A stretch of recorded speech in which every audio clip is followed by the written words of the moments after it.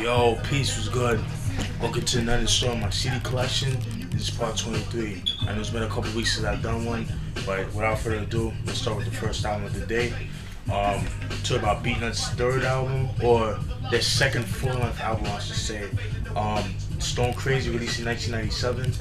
This was the album that actually brought them out in the limelight. You know, reason being is because of the song "Off the Books" with Big Pun. And that song actually brought Beatnuts to the mainstream media, you know what I mean? Because when they came out with, Intoxicated Demons, which I need to get my hands on, and the Street Level album back in like 93, 94, they were so underground. They weren't really known like that. I mean, they were known, but they didn't really get that, I guess, that proper shine, as you could say. But yeah, this is a fucking dope album, very dope. One of the best songs that came out back in 1997. My opinion, like I said, man, in my opinion, this album was like the last decent album from the Beatnuts, like a solid Beatnuts album, I should say. The other ones, like Musical Massacre, I wasn't too crazy about. Take It or Squeeze It was okay. It was good. I liked it when it came out, but then I don't know, it was kind of hit or miss for me. The Milk Me album, I didn't really care for it. It tried too much to be too poppy. But if you want to get into the Beatnuts, you want to get into them, if you don't know who they are, I would start with this album and then work your way, or start with Intoxicated Demons. If that's too old for you, I would start with this album and then work your way up, or work your way down, then up, whatever. But yeah, Stone Crazy, released by the Beatnuts, released in 1997. Pick it up. Then we got Digable Planets, Reachin, a new refutation of time and space. This was released in 1993. I think this was their breakthrough album because it had like a lot of dope songs like Where I'm From, Cool Like That, Rebirth of Slick, parentheses, Cool Like That in parentheses. What else? Escapism, Nickel Bags. I mean, this is a dope album. If you like shit like Tribe Called Quest, De La Soul, or even like something like I guess you want to say Freestyle Fellowship with AC Alone, AC Alone's old group, but not as abstract as Freestyle Fellowship. Because I know a lot of people when they first came out, it went over their heads and shit. I don't have any of their albums. I need to get their other album. I need to get some of their albums.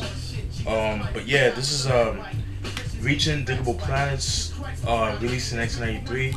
I need to get this second album, Blowout Comb. That shit's a little hard to find, but I got this at Specs like years ago. But yeah, this is their first album. I highly recommend it. This is a dope album. Pick it up. Then we got O.C. Jewelz, released in 1997. This is his second album. Excuse me. What can I say about this album? This is a very good album too. Another dope MC, one of my favorite MCs of all time, O.C. That dude, man, like, he's one of those dudes that, he has like one of the illest flows, and he has good ear for beats. And you can tell by the albums that he make, like, albums like this, the Word Life album, which I need to get my hands on. That shit's out of print. I believe it's actually out of print too.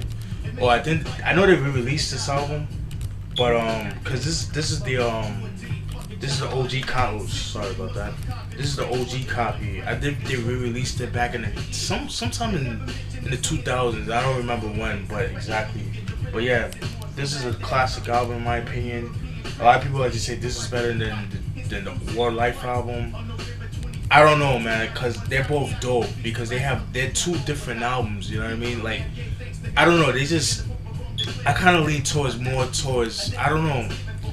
I wouldn't say Word Life, but there's times that when I listen to this album, I'm like, damn, this shit is better than Word Life, man. It's just when you listen to this album, this kind of like give you a refresh. I don't know, it's just so fucking dope, man. Like, it gives you like a brand new feeling anytime you listen to it. That's what I get out of it. O.C. He is known for his affiliation with Organized Confusion. It's with Pharoah Monch and Prince Poe, and he has on the song War Games, which is a dope song by DJ Premier, who made the beat. Yeah, man, this is a solid album. I highly recommend checking this album out. This is definitely one of the best albums, like I said, about Stone Crazy. Definitely one of the best songs to come out in '97. Because I don't know, people always say hip hop died back in 1997. You know, because the whole Biggie and like the whole Bad Boy invasion that happened back in the day. But I don't know. These guys just only depended on the radio. They didn't really go out and look for CDs. You know what I mean? Because '97 was an ill year for hip hop, in my opinion. I mean, I don't care what nobody says. I mean, the War Report. I mean, Teflon's first album, his only album he ever came out with, My World, which is extremely rare. I'm trying to get my hands on that. Teflon, the MOP affiliate or the unofficial member of MOP. He is MOP, but he's like an affiliate, I should say, or the unofficial third member, I should say. But yeah, OC Jewelz released or the Jewelz album released in 1997. Pick it up. Then we got DMX and There Was X, released in 1999. DMX's best-selling album in his own discography, because it's songs like Party Up, what's the other song? What These Bitches Want with Cisco, which was big. What's My Name, which was very big back in '99. What's the other song that was a single? I know, like I said, Party Up, What's My Name, Here We What These Bitches Want. I believe those were the only singles. I could be wrong about that, but I know those three were definitely singles. They had videos for those. But yeah, this is a dope album, man. Like I said, to me, I love DMX, but I like his early shit. I like his Dark Hell Is High, Flesh My Flesh, Blood My Blood. And this album, it took me a while to get used to because it was kind of a little bit too clean. The beats were a little bit more polished compared to the first two albums, but this album is fucking sick, man. Because when this album came out, I didn't really care for Rough Riders or like or the whole Rockefeller. I just wasn't feeling that shit when it came out. I wasn't digging that shit because to me it was too polished. It was too radio friendly in my opinion. But what a mistake for me because I just pay attention to the singles. But if you actually listen to the albums, they say some shit, But I'm a fan of Rough Riders. But like I said, the old shit, you know what I mean? But very dope. That's Nature of the Threat, played by Kass. On the Solar Nice album, which I'm trying to get my hands on, but that shit's out of print. Goes for a pretty penny. I doubt it's ever gonna be re-released because he's on the Priority Records, but you know how that shit go. Yeah, dope album. Highly recommended. If you like DMX, if you don't know who DMX is, I don't know what the hell is wrong with you. Nah, let me not say that. If you guys are not familiar with DMX, I would probably start with this album because it's a little bit more on the mainstream type of things. The first two albums are a little bit too dark. Might be for some, too dark for some. It was kind of like borderline horrorcore in a sense, but yeah. And There Was X released in 1999. Go pick it up. Then we got J.V.C. Doing Damage, released in 1988. Very dope album. Very gritty, very street, very dirty. They're a group from Long Island. They were the group responsible for the term Strong Island because Strong Island, like you see right here, you see it right here, Strong Island. They were the first to say that, or at least maybe not the first to say that, but the first to actually brought it out into the mainstream. And I swear that word Strong Island was from this album. But yeah, very dope album. Highly recommend it. I feel like they never really got their shine like they deserve. Probably because they're from Long Island. I mean, let's be for real. They came out with a second album. I don't have that. I need to get my hands on that. I forgot the name of it, but yeah, that came out 2 years later, back in I believe 1990. I don't know the name. I forgot the name of it, but I do want to get my hands on that album because I know that album's actually out of print. But yeah, this is J.V.C. Force. Doing Damage, released in 1988. Interesting topic with this album or the group itself. They had to change their name because they were originally called J.V.C, but they had to change their name because the whole the VCR electronic firm that has the same name, so they had to put Force instead of J.V.C. But yeah. Highly recommended. Check it out. If you like late 80s hip hop, pick it up. Then we got Black Rob's first album, Life Story, released in 1999. Fucking solid ass album. This is a dope ass album. Known for his song "Whoa," which was like a big song. I believe it's like the biggest song in his whole, the biggest song in his career. You know, because that's what a lot of people know Black Rob from. Because his other albums, like what's it, the Black Rob Report, which was a dope album. I do have that, which I think I showed in one of my reviews. Not on one of my reviews, but one of my CD collections. I don't know if I did, but it wasn't as big as this album. This is a dope ass album. Known for songs like "Whoa," like I said before, "Espacio," "Dame Espacio." That shit is tough.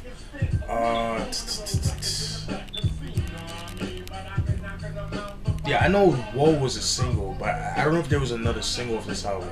But anyways, yeah, this album here, fucking solid. If you like New York, you know, if you like New York late '90s street hip hop, then this is that one to pick up.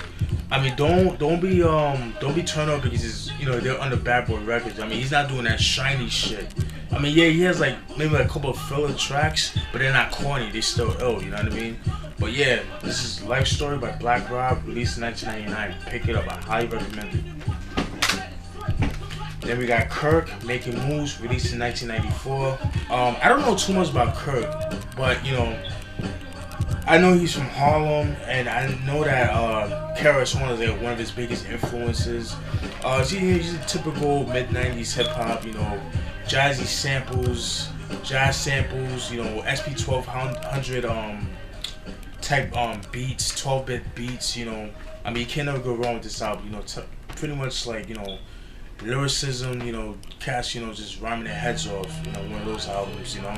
I believe Ski Beats, but he was known as Ski at the time because, you know, he was under, you know, original flavor, and, you know, he used to produce for Jay-Z. He was known as Ski.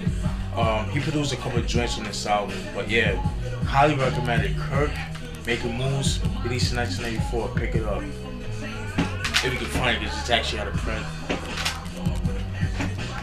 Then we got Ari the Rugged Man, Legendary Classics Volume 1, released in 2009. Fucking solid album, man.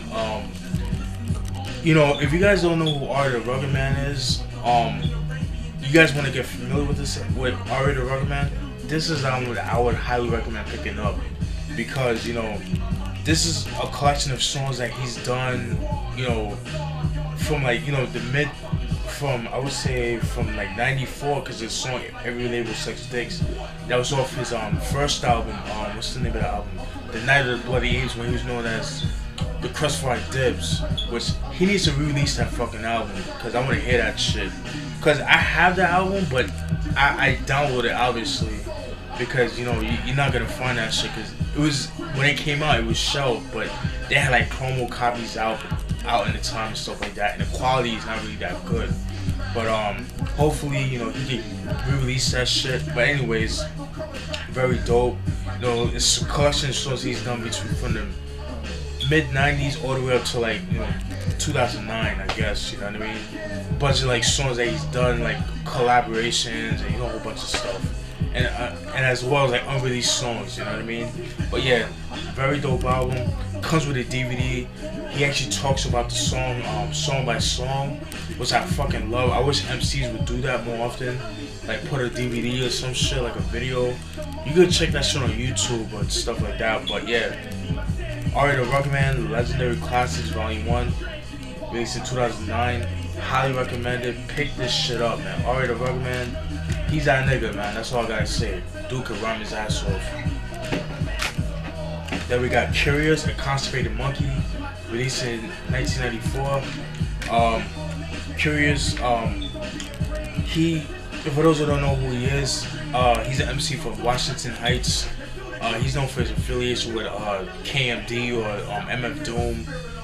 Somewhat, I guess, I don't know if he was affiliated with the Native Tongues. I don't think so, but I know he was definitely running with you know, MF Doom when he was with you know, KMD when he was doing Zev Love X. But yeah, fucking solid album, man.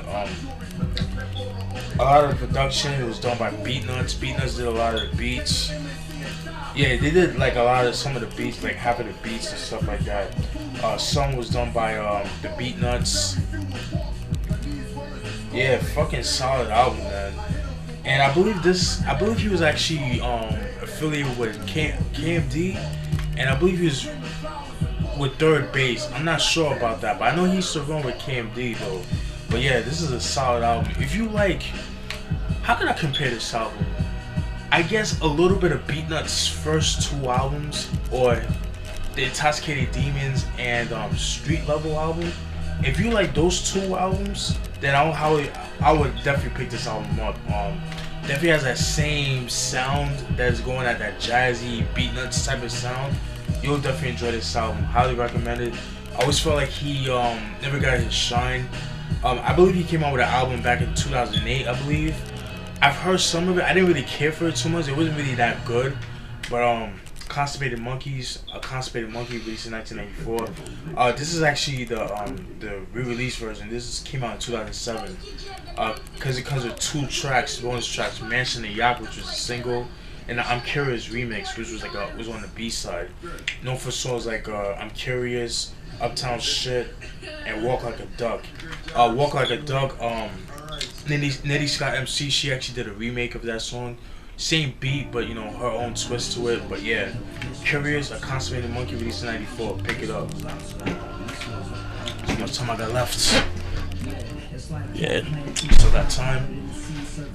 Then we got Leaders of the New School, a feature without a past, released in 1991. Obviously, you know, this is Busta Rhymes' first appearance. Like, you know, this is his first group that he's been with. This is before Flip Mode Squad. Known for songs like Case of the PTA, Sob Story, what else? Sob Story, the International Zone Coaster, which was a single, which were all singles, like the ones I just mentioned. This is a good album. It's a fun album. It's definitely not their best album. I prefer the second album, the Inner Mind's Eye, that came out back in 1993. The second album, I prefer that album over this. But this is a good album, man. If you guys like early 90s hip hop, you know, fun hip hop, like Native Tongues type hip hop, but like fun, then you'll definitely enjoy this album.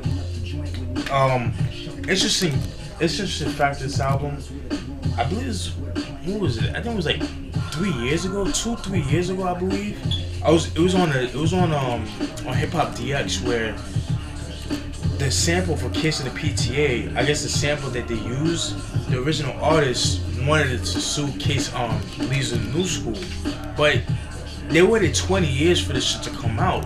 It was 2011, excuse me, when that shit came out, that article. And you're gonna wait 20 years until the shit comes out? Not only that, but this time was actually out of print, so how you gonna do that? Oh, and because I read somewhere, like, you know, in that same article, it said something, how, you know, they wanted to halt the sales of this album. But like I said, this album's been out of print for years, so, I mean, you kind of lost that battle, fam. I mean, I don't know. I mean, whoever they sampled from, I understand where you're coming from, but you kind of waited too late. So, I don't know, that whole sample shit, that shit kind of pisses me off, because, like, you know, there's this bunch of bitter ass niggas, man. But at the same time, I understand, like, you gotta make money, and I understand, you know, you gotta get permission. I understand that, but at the same time, when producers sample from you guys, you know, you kind of become irrelevant again. But, you know, I guess you guys don't see it that way. But, you know, whatever. But yeah, Leaders of the New School, a feature without a past, released in 1981. Pick it up, you can find it. Then we got Cappadonna, the Ying And The Yang, released in 2001. This album wasn't that good, you know what I mean? If you're expecting the Pillage album, you'll be disappointed. The only songs that I actually liked from this album was Supermodel, which was a single. Fucking love that beat. Shout out to True Master, one of my favorite producers. And Revenge, featuring Timbo King. I believe Inspector Deck did the beat for that. That beat is fucking sick. It kind of reminds me of something you would heard of you know, Wu-Tang Forever or some shit like that. That's how ill that song is. But yeah, it kind of reminds me of that. But yeah, Cappadonna, Ying And The Yang, released in 2001. I guess if you want to be a completist, definitely pick it up. Me, I didn't really care for this album too much. And had way too much filler in my opinion. Way too much filler, you know. A lot of mainstream. It was a lot more polished compared to the first album. But yeah, like I said, if you're a completist, then I guess pick it up. But this album, could have been better. Then we got Ghostface Killah, Bulletproof Watch, released in 2001. When this album first came out, I didn't like it. I'm not gonna lie to you. I did not like this album at all. And you know, that's because the song Never Be the Same Again. I liked the song when it came out, but then when I listened to the album, I was kind of disappointed because I was kind of expecting from the likes of like Iron Man or Supreme Clientele. I wanted something like that, but you know, the album grew on me. You know, I listened to it over the years. Like, I first heard it back in 2001. Didn't like it, but then I revisited. I bought the album because I bought a bootleg copy first, and then like I didn't buy it from years on, and then I just threw that shit in the garbage. That's how much I didn't like this album. But then I revisited, bought this album, listened to it. I was like, yo, this is actually pretty good, man. Like I said, it grew on me. I was listening to it. It was more. It's because when you get older, your ears start getting more mature. You know what I mean? But very dope album. I highly recommend it. It's very underrated in my opinion. A lot of people like, you know, obviously Supreme Clientele, Iron Man. My favorite album from Ghostface is Iron Man.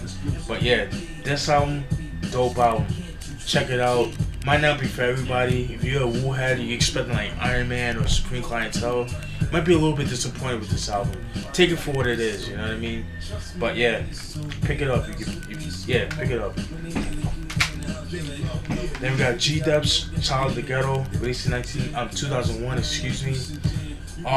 For one, first off, hold your head up, G-Dep. I don't know what he did. It's kind of questionable, but at the same time, I understand why he did it, because, you know, his demons. You guys know what I'm talking about. He confessed to a murder that he did back in 1993. He's serving a life sentence, and all that. But yeah, this album right here, very dope album.